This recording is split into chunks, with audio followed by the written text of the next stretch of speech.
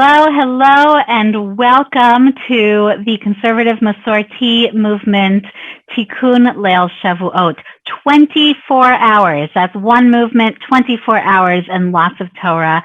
I'm Rabbi Ilana Garber, the Director of Global Rabbinic Development at the Rabbinical Assembly. So glad to welcome you from all over the world for this very exciting experience of Torah as we approach the holiday of Shavuot. So we are going to get right started globally, of course, and it's my pleasure to be able to introduce Rabbi Gesa Ederberg, who became the first female pulpit rabbi in Berlin in 2007, when she became the rabbi of the new synagogue in Berlin, in the former East Berlin. It's called Ederberg Strasse Synagogue, and Gesa will, of course, help with my German.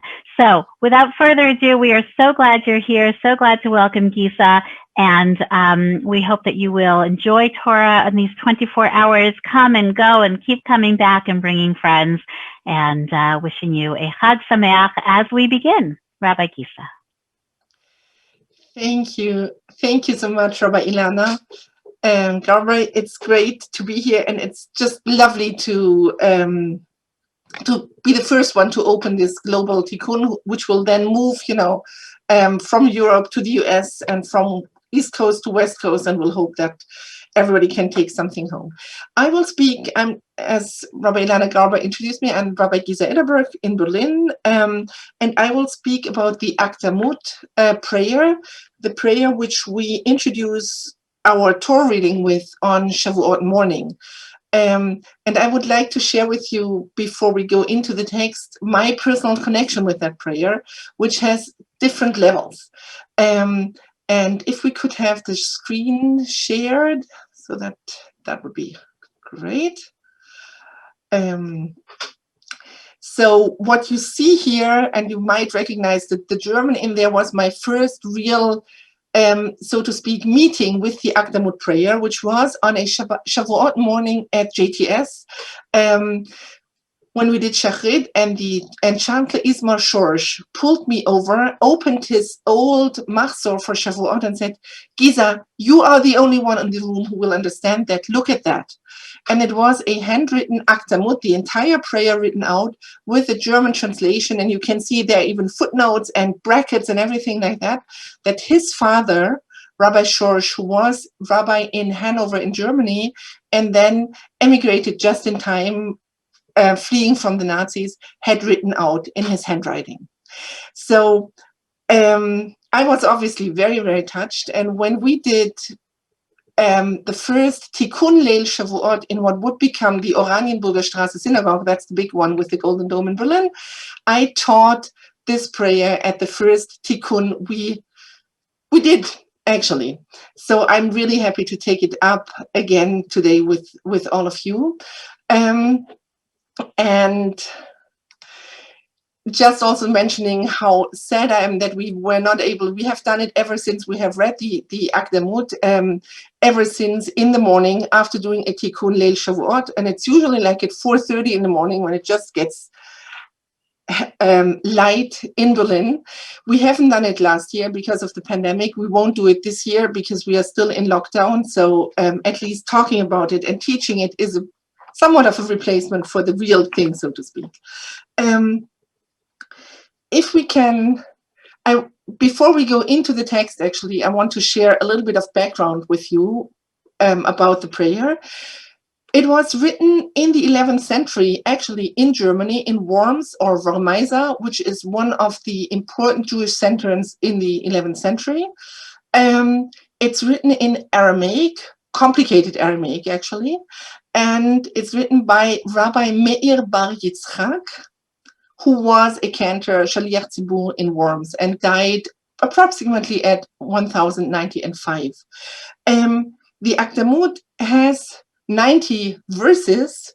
It starts off with a double acrosticon, which means that the first line starts with an aleph, and then bet, and go through the entire alphabet. And then at the end, there is, and we'll have a look at that also later, it says Rabbi Meir Bar Yitzchak, and continues continues saying Yigdal b'Torah uvema'asim tovim. May he grow in Torah and good deeds. Amen. Chazak v'yametz. Be strong and have courage. This is how it will end.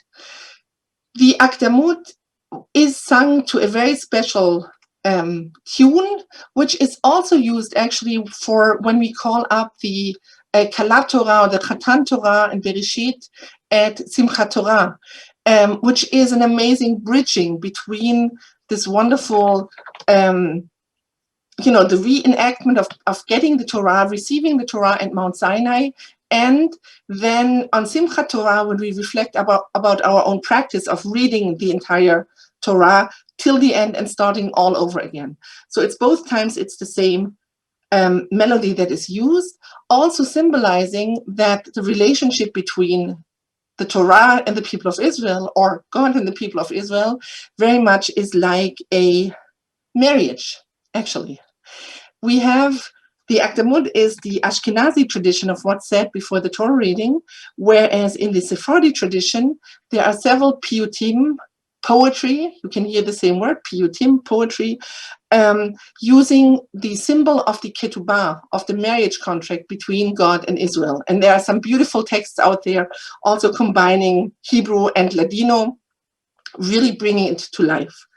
The Akdamut, as I said before, is written in Aramaic, and probably one of the reasons it's in Aramaic, it's because at a certain time, this was the language people would know. So if we want to adapt it to today, we might just have a great English, German, French, whatever, modern Hebrew song, introducing and talking about the wonders of the Torah. If we can now have a look at the first page.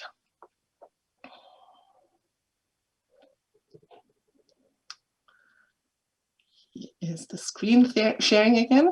You can see here again, as I said before, if you look at the first letters, the Aleph, Aleph, Bet, Bet, Gimel, Gimel, Dalet, Dalet. And I just want to, since I spoke about the melody, let me sing the first 4 lines, let's say, so that you get a feeling for this tune, which you might have heard in your synagogues. And as I said, it's especially moving if you hear it at dawn and the entire congregation goes along with it. So it goes like this. Akdamut-an v'shayot shuta, avla shakelna harmanu reshuta, bevav etrei utlat beftach benash kshuta, bevarei devarei v'tarei ade lekashishuta. And then it goes on. Now, if we look at the text, it's really an Akdamut, it's a preface to the Torah reading, and it asks very many really important questions, how to talk about God and how we understand what's happening at Har Sinai, at the giving of the Torah. So the person reading the Torah usually sings it and is asking, before starting the Torah reading, it says, I first ask permission and approval to start with 2 or 3 stanzas in fear of God, or about God who creates and ever sustains. God has endless might, not to be described. And this is, I think, the main theme which we want to look into today when we look at these texts. And then it goes on and says, Gvil ilu rikie kenei kol chushata, where the sky's parchment, where all the reeds quills, where the seas and all waters made of ink, where all of the world's inhabitants made scribes. And when it continues, we have that on our text. It would not be enough to describe God and his presence. Now, if you hear, and we already have it on the screen, if you listen to that, you might be reminded, at least I was immediately, of the Ilu Finu, which is part of the Nishmat prayer, which we do every Shabbat morning, where it says, Ilu Finu male shira kayam, ulshonenu rina kamon gelav, where our mouths filled with song as the sea, and our tongues to sing endlessly like countless waves, we would still be unable to fully express our gratitude to you, Adonai, our God and God of our ancestors. This is, how can I say that? I think it's the 2 sides of it, right? The Akdamut speaks about Ilu, what if, or if we were able to write on parchment, we could never come up with something as wonderful as the Torah and never describe God as God is. And the Nishmat prayer goes kind of the other way around. It talks about our praying and our attitude towards God. And I think this is one of the great interactions, which is especially important for us during Shavuot. Avraham Yoshua Heschel describes this with two of his book titles. One is God in Search of Man, and the other one goes and man, obviously, we need to translate that today in a gender equal way. And the other one goes the other way around. So we have with the Torah is a text that's given to us. We are receiving it. And our prayer is our way of trying to go and talk about God and praise God. And in both directions, so to speak, one is what the Akdamut says, and the other one is what the Ilufino says. Actually, we do something which is totally impossible. And by acknowledging how impossible it is what we are trying to do, we have a chance of getting closer to it. So if we get into the Nishmat feeling, and we really experience that, right?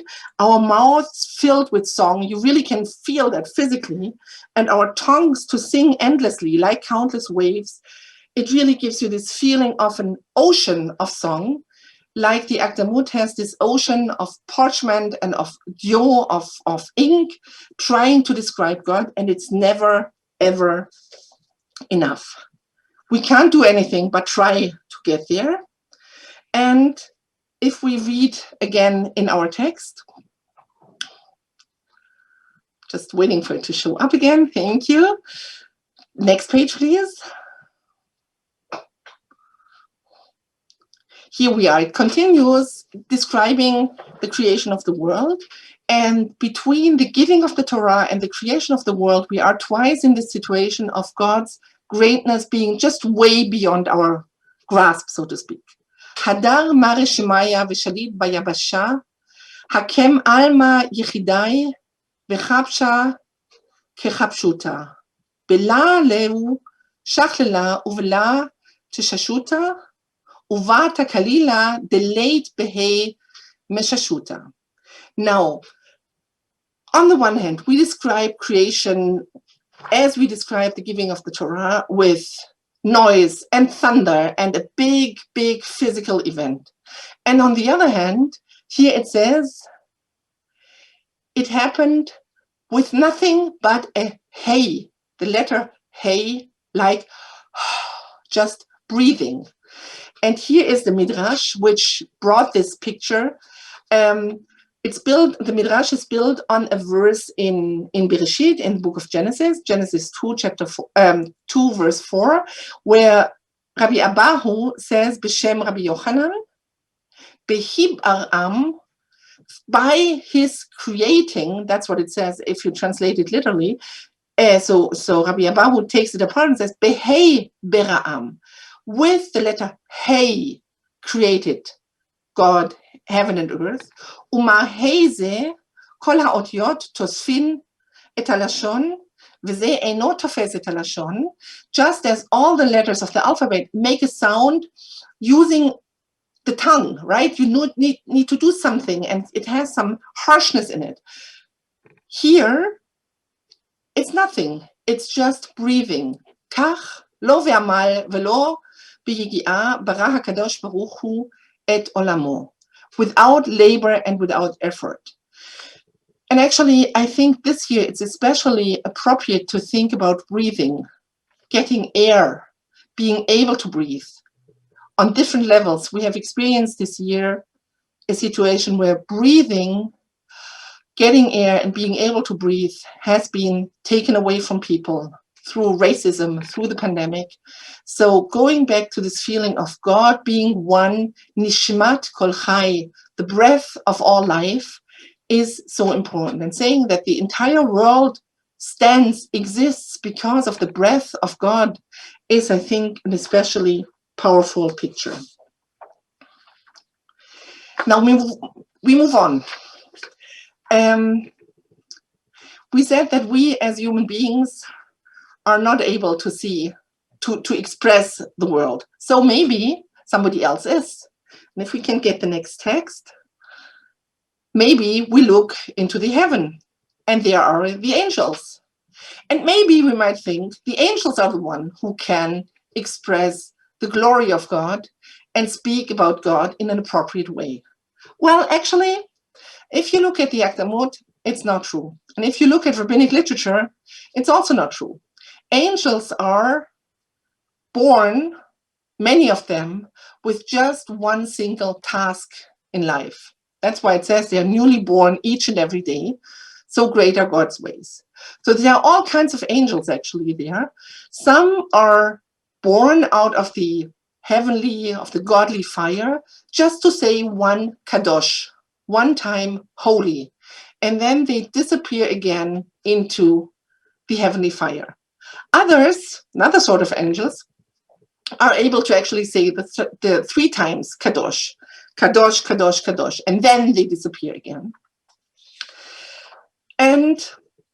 But with all of that, the angels are kind of monofunctional. They have only one only goal, one task in life, and and when that task is over, they disappear again. And I haven't picked that text, but I think it's really nice and beautiful to see.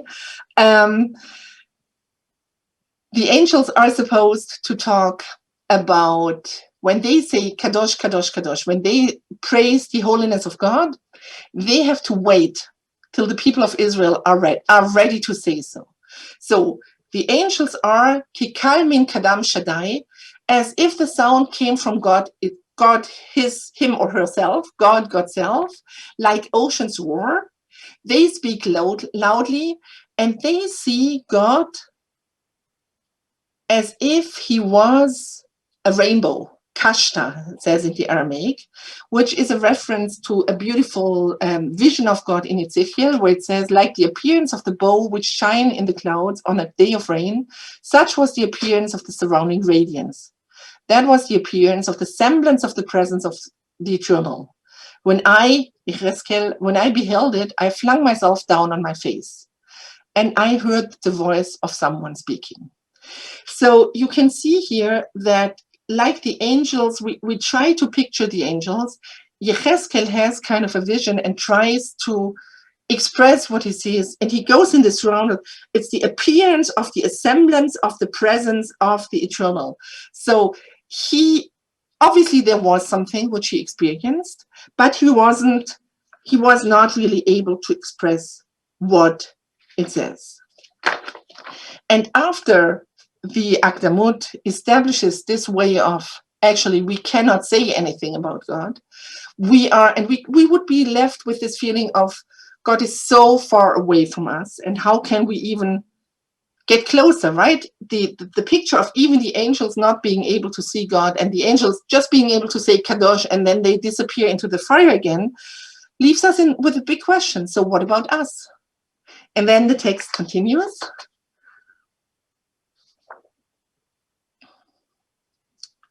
Dear to him are the people of Israel. Adav Yikar, Chavivin, Habibi, right? You might know that from the modern Hebrew. Acclaiming God each morning and evening. So here we already have the situation that the children of Israel can do more than the angels, because we can go back morning and evening talking to God, and our prayer will be accepted. Sloton, Bechen Mekabel, Vehanya Vauta. And our prayers will be bound into the crown of the eternal. Katira lechai alma, betaga ubeshvuata, which is such a beautiful picture. So imagine that our prayers raise up to God and will be bound in the crown, in the keter of the eternal, which is, now we get into a real picture, right? Securely set near the precious frontlet. So it sits on our prayer sits on God's frontlet, on God's front, as if they were tefillin. Reshima higufa bechachmata uvida'ata. Revuta Yisrael kirae bishmata. And what does it say? It says, our prayers form the words that great is Israel. Israel is the one who proclaims God's oneness. Be Shemata, in the Shema Yisrael.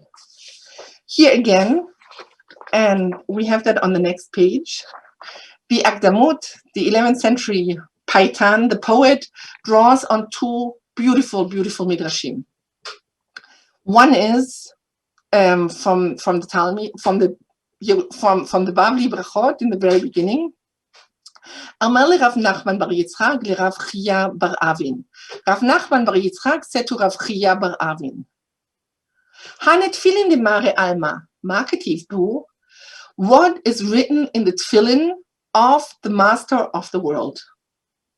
So imagine, we have this image of God wearing tefillin. This is, I think, obvious to everybody that here we are talking in metaphors.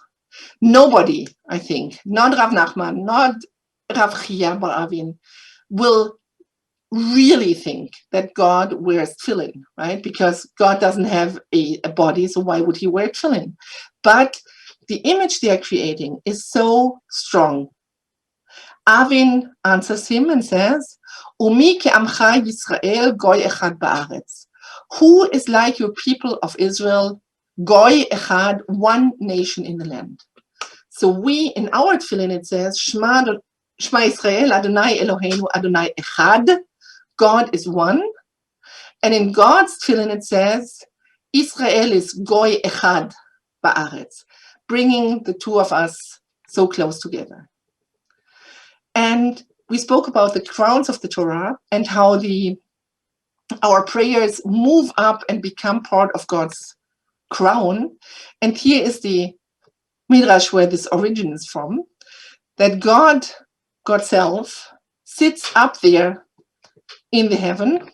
Amar Rav Yehuda, Amar Rav. Rav Yehuda says, and he has this tradition from Rav, that when Moshe came up there, בשעה שעלה משה למרום, מצאו להקדוש ברוך הוא שיושב וקושר כתרים לאותיות.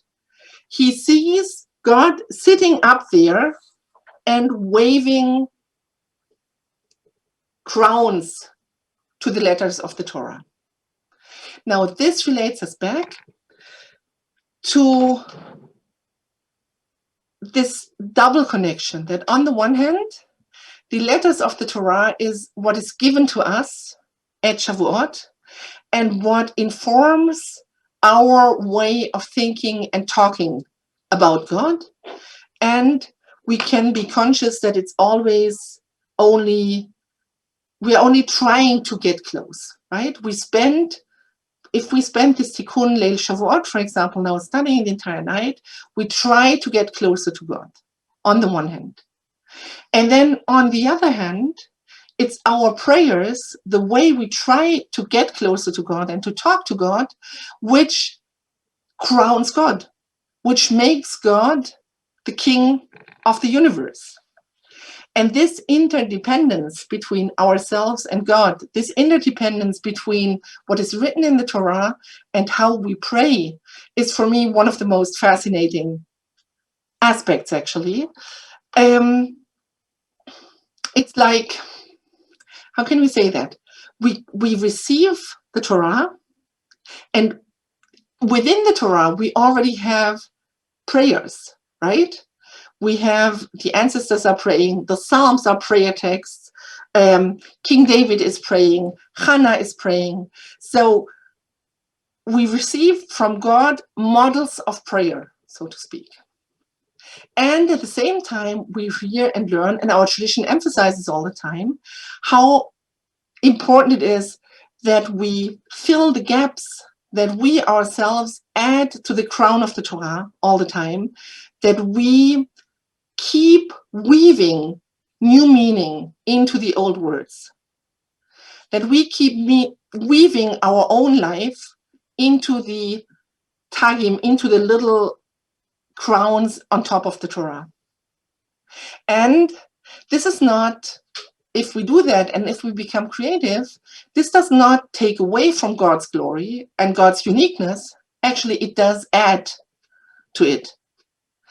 The more we add, the more we make it our own, the more we interpret, the more we take the white text on the written Torah and explain it to ourselves and make it relevant to ourselves, the more beautiful becomes God's crown.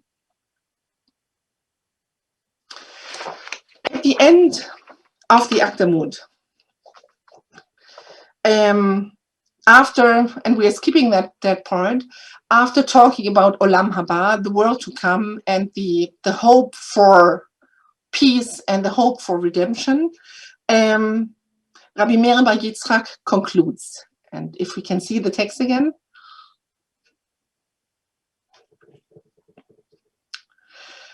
So it says, Chamar merat di memershit natir be naavata. Our prayers, our praises are like precious old wine preserved in vats. And if already 1,000 years ago it was precious old wine, well preserved, how much more it is today. Zakain ki shema'atun shevach dasherata. You upright, having heard this hymn of praise, may you be in that blissful company, in the blissful chavaruta, it says in the Aramaic text. And v'tiskun di tetvun be'alat derata. You will merit, we all will merit to sit in the first row if we follow God's majestic words. God exalted meromam hu alahin from the beginning to the end, who was pleased with us, who liked us, right? And gave us the Torah. And you can see, if you look at the letters, and I put them a little bit bigger, it says chazak ve'ematz, be strong and be powerful. And this is my wish for all of us as we open this Tikkun and as we continue going into the night, into the, here it's already evening and we'll go closely into the night, that we will find strength through studying, strength, especially in these moments when we see what is written might not be enough to express our feelings and where we are, and it might also not be enough to express our understanding of God, but we share that. And if we put all our different incomplete perspectives together, then we add to the crown of God. Chag Sameach. Chag Sameach. That was beautiful. Thank you so much. And thank you for bringing these images. It started raining as you were speaking, and I was thinking that here was the sea forming outside my own window, but just these images and how our relationships with God are very mutual, and that's so beautiful. And chizki v'imtzi, as they say, and chazak ve'ematz to all. What a beautiful way to start off our Torah, and also to think about that interaction with our beloved Chancellor Schorsch, and that he handed you, knowing that you were the only one who would know what he was showing you. So thank you for starting us off. And we know that it's really close to Yontif, really close to Chag for you. So we wish you a Chag Sameach. And again, thank you so very much.